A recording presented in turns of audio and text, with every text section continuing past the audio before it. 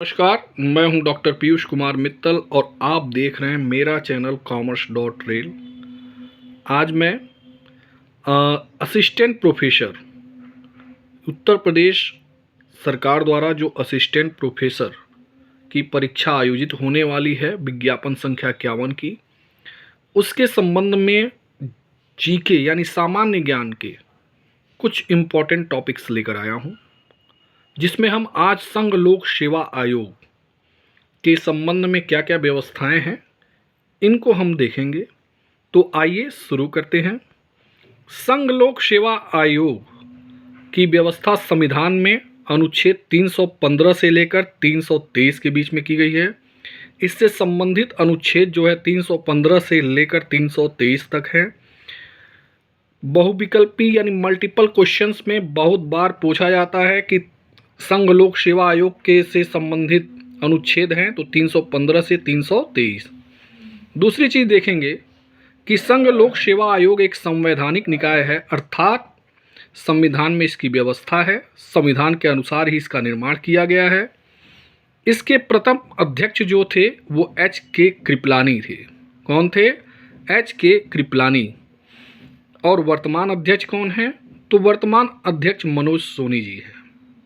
इसके बाद हम अलग अलग आर्टिकल को डिस्कस करेंगे, अनुच्छेद को डिस्कस करेंगे। देखिए, आर्टिकल 315 अनुच्छेद 315 ये बताता है कि 315 ये स्पष्ट करता है कि 3 तरह के आयोग होंगे।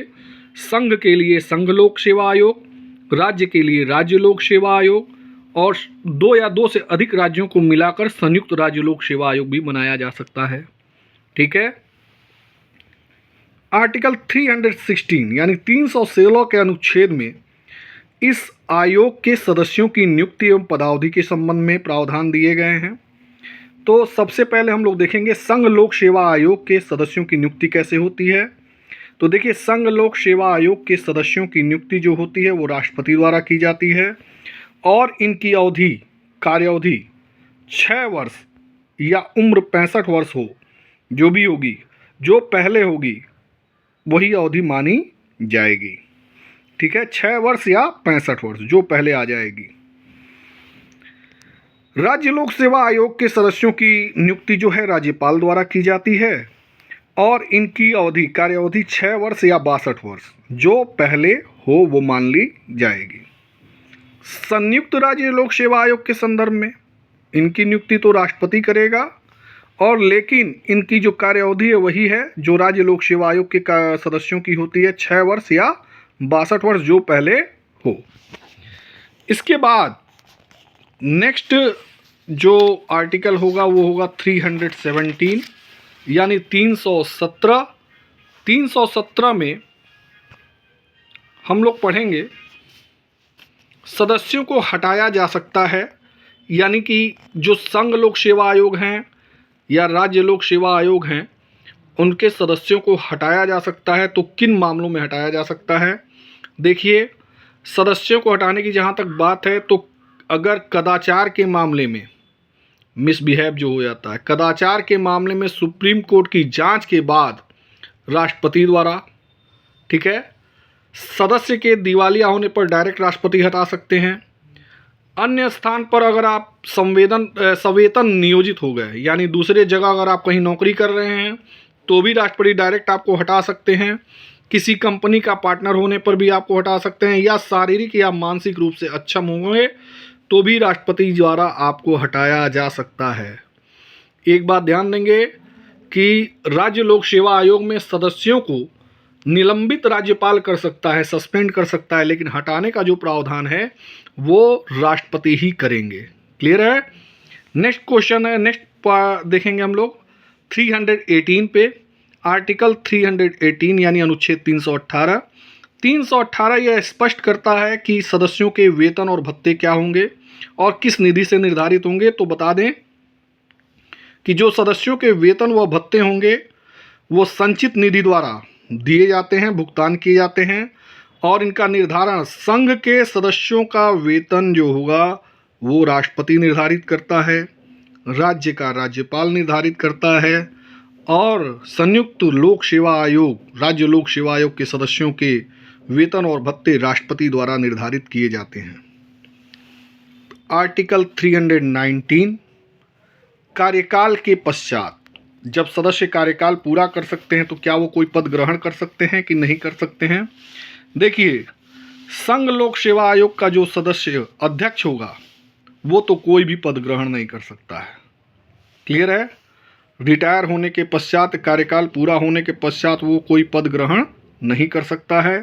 सदस्य जो होंगे वो संघ के अध्यक्ष बन सकते हैं। क्लियर है ना? संघ के का अध्यक्ष कोई भी पद ग्रहण नहीं करेगा, किंतु संघ के जो सदस्य हैं वो ऊपर वाली पोजीशन पे जा सकते हैं।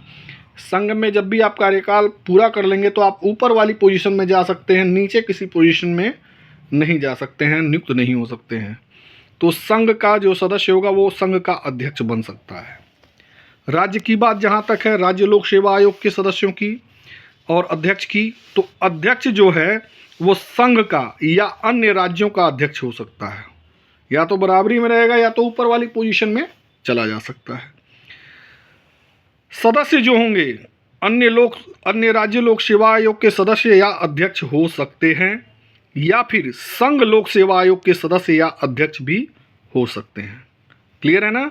तो ये आपका अनुच्छेद 319 था जिसमें ये सारी व्यवस्थाएं दी गई हैं।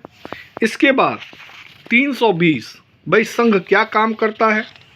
ठीक है, तो अखिल भारतीय सेवाओं में भर्ती करवाता है और प्रतियोगी परीक्षाओं का पाठ्यक्रम का निर्धारण भी संघ के द्वारा, संघ लोक सेवा आयोग और राज्य लोक सेवा आयोग द्वारा किया जाता है। 321 आर्टिकल जो है, आर्टिकल 321 अनुच्छेद 321 संसद संघ के कार्यों में वृद्धि कर सकती है। देखिए, संघ लोक सेवा आयोग के कार्यों में क्या किया जा सकता है? वृद्धि किया जा सकता है। ठीक है, संसद जो है वो कर सकती है। आर्टिकल 322 करता है कि जो खर्चे होंगे वो संचित निधि द्वारा, जो पहले पढ़ाया गया है, मैंने बताया था आपको 318 में कि जो खर्चे होंगे वो संचित निधि के माध्यम से ही किए जाएंगे। और लास्ट 323 जो आर्टिकल है वो ये स्पष्ट करता है क्या कि संघ लोक सेवा आयोग अपनी रिपोर्ट राष्ट्रपति को देगा, जिसे वे संसद के पटल पर प्रस्तुत करेंगे। और राज्य में राज्य लोक सेवा आयोग राज्यपाल को रिपोर्ट प्रस्तुत करेगा, जो विधानमंडल के पटल पर प्रस्तुत की जाएगी। तो ये था संघ लोक सेवा आयोग के बारे में कुछ इम्पॉर्टेंट जानकारी। वीडियो पसंद आए तो लाइक करें और चैनल को सब्सक्राइब करें। Thank you.